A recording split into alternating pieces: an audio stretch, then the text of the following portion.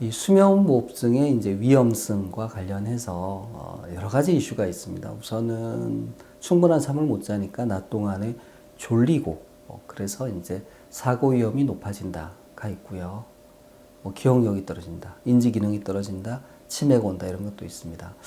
근데 이제 수면무호흡증과 관련된 가장 좀 직접적이고 좀 눈에 보이는 위협이라고 할 수 있는 것이 혈압이 높아지면서 심장에 무리가 가고 그래서 부정맥, 심근경색, 심장마비, 돌연사 이런 위험이 있는 거고요.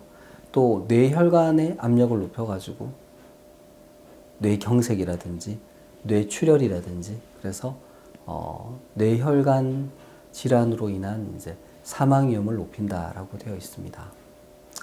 실제로 뭐 수면무호흡증 자체가 잠을 잘 때 숨이 멈추는 거고 우리 몸에 산소가 부족해지는 거고 그래서 산소를 많이 소모하는 심장과 뇌가 우선적으로 타격을 받는 거고요. 그 과정에서 뇌세포, 심장세포가 죽어나가는 거고 그만큼 기능이 떨어지는 거고 그래서 사고가 생기는 겁니다.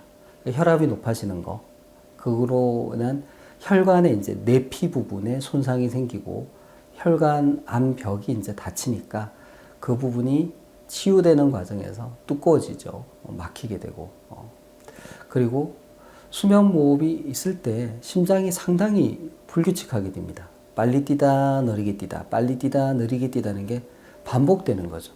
우리가 잠을 잘 때 사실 심장이 쉬어야 되거든요. 좀 느리게 안정적으로 뛰면서 쉬는데 그런 휴식을 못 취하는 거죠. 또 낮에는 낮대로 또 활동을 해야 되고 이 과정에서 심장이 빨리 상하는 겁니다. 또 뇌혈관 질환이 생기는 이유 중에 하나가 이 경동맥이 있습니다. 우리 심장에서 목을 타고 이제 뇌로 피가 공급이 되는데 목 속에 있는 동맥이죠.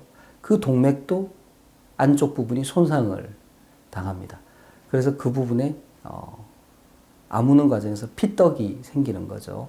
그게 이제 붙어 있다가 어느 순간 떨어져 나가면서 뇌혈관으로 퍼져나가고 가는 뇌혈관을 막아버리는 겁니다. 그래서 뇌경색이 생길 수 있죠. 이런 형태로 코골이 수면무호흡증이 심장질환, 뇌혈관 질환을 유발하게 됩니다. 또 당연히 코골이 수면무호흡증을 양압기로 치료해서 특히 수면무호흡으로 인한 피해를 줄여줬을 때 그때 혈압이 떨어지고 또 심장 부정맥도 줄어들고 그래서 심장질환, 뇌혈관 질환으로 사망하게 되는 위험이 많이 줄어들더라는 연구가 여럿 나와 있습니다. 그래서 우리가 인과관계도 확실하고 또 양압기로 치료를 했을 때 기대 수명도 늘어난다 이런 것들을 이제 알게 됐습니다. 그래서 심혈관 질환, 뇌혈관 질환을 예방하기 위해서도 코골이 수면무호흡증 양압기 치료가 필요하고요. 또 이미 심장 질환, 뭐 뇌혈관 질환을 겪었거나 겪고 계신 분들의 경우에도 더 악화되는 걸 막기 위해서 수면무호흡증에 대한 정확한 진단과 치료가 필요합니다. 이상입니다.